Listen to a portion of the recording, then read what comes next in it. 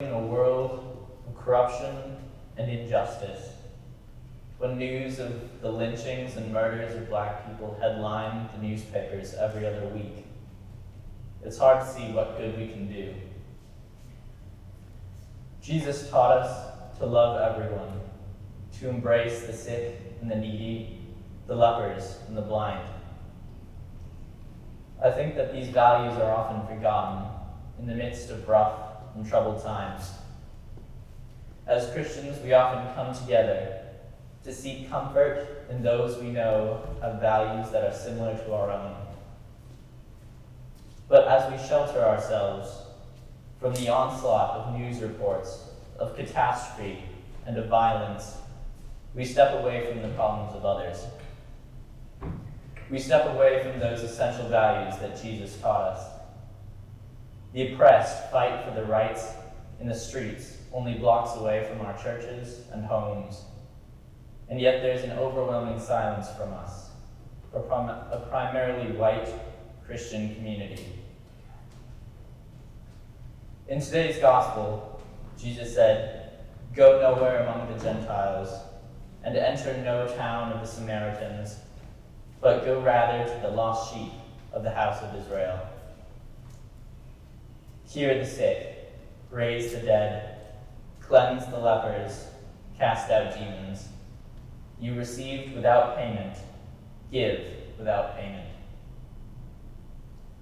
When first reading this passage, it seems to have a straightforward meaning. Jesus comes to tell his disciples to save only the Jews, as that is what Jesus believes he was sent to do. The Jews were suffering, an oppressed group who were used and controlled by the Romans. So God sent down Jesus to save the Jews and to carve the pathway to eternal life. This time, it is not the Jews who are suffering.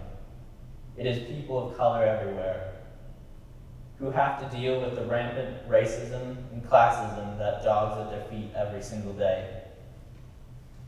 So it is our turn to emulate Christ, to help those who are struggling and those who are in need. Let's look back at the last thing Jesus said in today's gospel. He said, "You received without payment, give without payment." This particular sentiment echoes loudly in the years of our current predicament.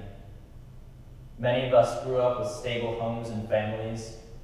We grew up with the privilege that comes with being white in America. We received this privilege without having to pay for it, just as Jesus said. And so we should also give back to those in need, to the minorities who can't rely on the color of their skin to keep them safe. I should clarify, however, white privilege does not mean that our lives are not hard, but it does mean that the color of our skin is not what is making our lives hard. Personally, I benefit from white privilege.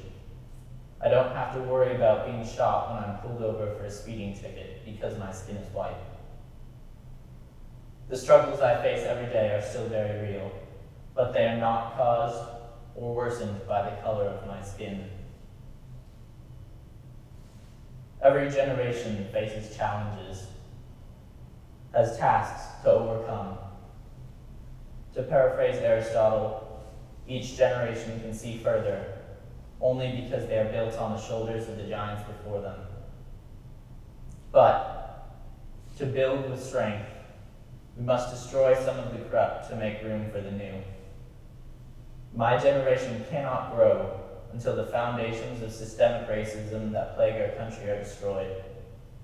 The change that my generation is striving for echoes with the values and sentiments expressed by Christ.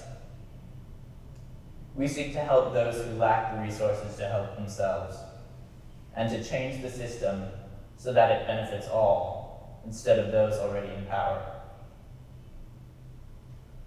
There is a certain fear that lingers with the thought of such change, and for good reason. Change is one of the most difficult things that we as humans can do. The fear of change is one of the most tangible fears we can experience, and yet it is exactly what we need what we need to move forward. It is important to note at the end of this that we are not the saviors like Jesus Christ. We were not sent by God to help blacks and minorities. It was white people, the oppressors, who put black people into the position they are now in today. So when they riot in the streets, we are obligated to help them fight for their rights and for their lives, to right the wrongs of generations before us. We are privileged to have the power to help blacks and the minority communities, so we must use the power we have to help them, not because we are their saviors, but because we embrace them as neighbors who are deserving of respect, just as Jesus taught that all are loved and all are welcomed. There's one last thing I have to say. I wanted to thank the church and the congregation for so much support with all of my music and the questions about how I was doing with school. It has really made a big impact on me and is part of what has gotten me into where I am today. Thank you.